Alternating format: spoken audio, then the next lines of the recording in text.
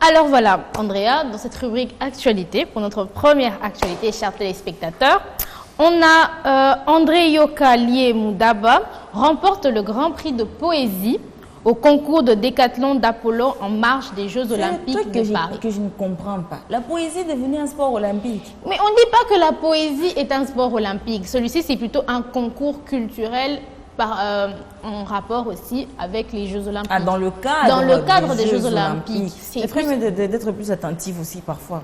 Franchement. Ils vont se battre à coups de poèmes. Ça peut être drôle, qui sait. J'imagine en fait. Du coup, l'auteur Yoka a remporté le Grand Prix dans la catégorie poésie du concours décathlon d'Apollon. Et c'est une olympiade culturelle conceptuelle rassemblant des artistes des pays participant aux Jeux Olympiques de 2024. Donc, de tous les pays qui participent aux Jeux Olympiques, ceux qui ont voulu s'inscrire dans le cadre culturel ont pu y participer dans 10 catégories différentes. Il y avait la peinture, le dessin, la poésie, la musique, l'art vidéo, sculpture, performance, fiction. Oui, fiction, installation, photographie. Donc de l'art, comme je l'ai dit. Beaucoup d'art. Oui.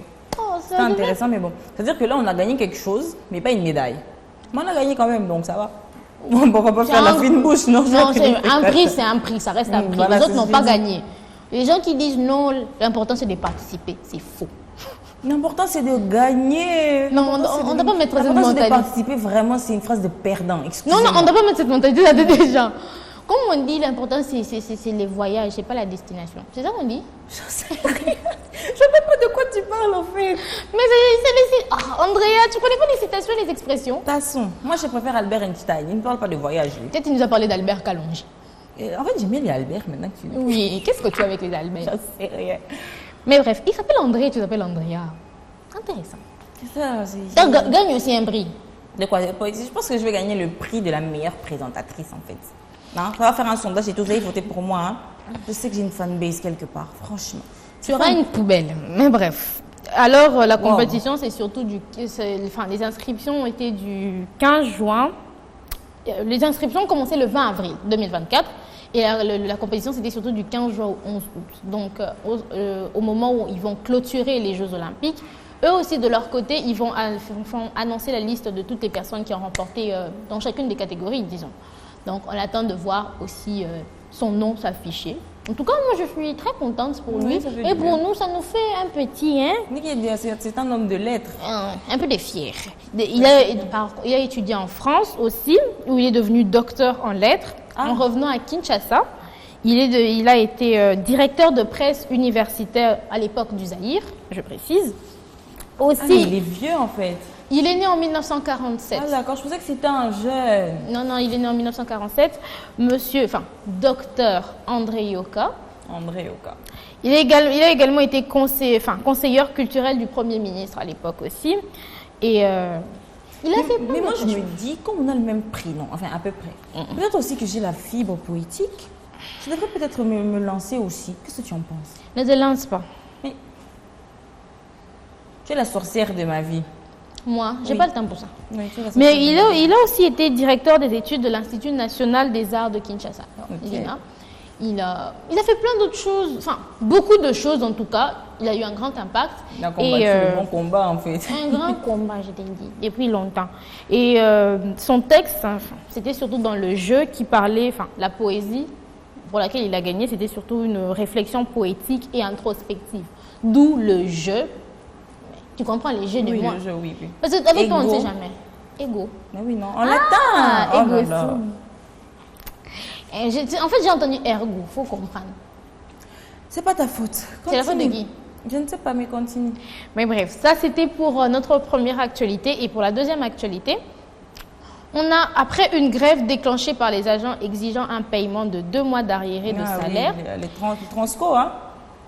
Merci de me couper. Pardon. En tout cas, aujourd'hui, vous serez d'accord avec moi, j'ai tout fait correctement. J'ai été gentille. J'ai dit s'il te plaît. J'ai parlé calmement. Elle me coupe. Je ne fais pas exprès. J'essaie juste de comprendre. Est-ce que tu comprends? Tu essaies juste de comprendre mes neurones ou tu essaies juste de titiller mes nerfs? De comprendre ce que tu dis. Mais ça. Comment tu veux comprendre ce que je dis si tu me coupes? Bon, pardon, je me tais. Je parle plus. Ça va. C'est à cause de tes cheveux rouges. Oui, et puis il me dérange en plus les cheveux en question. Tu vois, Je te l'avais dit. Comme ça d'un côté. Ah, les femmes, Juste on ne après, les comprend pas. Je vais demander à la maquilleuse de faire quelque chose avec ma tête, s'il vous plaît, parce que là, vraiment, waouh. Pas maintenant, peut-être demain.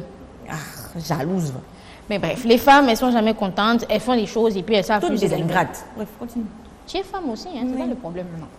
Mais bref, revenons-en, les agents exigeant un paiement de 2 mois d'arriérés de salaire, les activités de la société Transco reprennent à pas de tortue. Donc, après une certaine grève, pour les 2 mois d'arriérés de salaire. C'est pour ça que je ne les voyais plus. Tu les voyais plus? Ben oui, les bus, je comprenais pas tout ce que je... D'abord, ça m'étonne que tu aies remarqué qu'ils étaient plus beaucoup sur la circulation. Ouais, j'ai remarqué en fait. Alors, la décision de reprendre le travail a été prise suite à une décision de rencontre entre le syndicat de la société Transco et le gouvernement, où il y a eu des promesses des paiements de salaire et aussi de fourniture de carburant qui avaient été faites pour alléger les charges de la société. Donc, c'est à peu près ça. Oui, c'est à peu près ça. Et aussi, selon certaines sources, ils ont pu respecter leurs promesses et ils ont payé directement les 2 mois d'arriérés de salaire et ainsi que le carburant. Ce qui a permis cette petite reprise à pas de tortue. Parce que aussi, qu'on se le dise, c'est vraiment c'est quelque chose d'important aussi pour la population parce que on dit d'accord qu'il y a beaucoup de monde à Kinshasa. Et moins il y a de véhicules disponibles, plus le transport devient compliqué, plus parfois ils deviennent chers. Ce qui fait que toi tu es là, tu es sorti. C'est vrai qu'on dit qu'il ne faut pas sortir juste. Mais quand tu es sorti avec 10 000 francs et puis tu arrives, ton transport il coûte 25 000 francs, c'est compliqué. Autant vendre son âme. Autant vendre son âme et rentrer à pied. Tu vois? Donc c'est compliqué. Ça a aussi pénalisé un peu la population. Tu sais, ce que j'admire aussi en Asie, c'est que quand les transports font des grèves, ils encaissent juste pour les tickets de bus. Les gens peuvent monter, ils vont ramener tout le monde à destination, mais ils encaissent juste plus les tickets de bus pour ne pas pénaliser la population, mais plutôt pénaliser les sociétés qui les engagent et peut-être le gouvernement pour ceux qui sont dans les industries publiques. Ils prennent des clients fictifs d'une certaine façon où ils encaissent de l'argent fictif en réalité. Parce que là, c'est la société qui perd de l'argent. C'est plutôt la société qui perd de l'argent et c'est aussi afin de ne pas pénaliser ceux qui doivent aller par exemple au travail. Parce que là aussi, ça devenait compliqué. Tu dois te réveiller plus tôt que d'habitude parce que déjà, d'habitude, tu te réveilles tôt pour éviter les embouteillages, pour éviter ci, pour éviter ça. Et là, tu dois te réveiller plus tôt. Tu es là en veste et tu te bats pour les transports. Kinshasa, non, on est d'accord. Et on est aussi du fait que là en ce moment c'est la saison sèche. Il fait froid le matin, ça va encore, tu ne transpires pas beaucoup.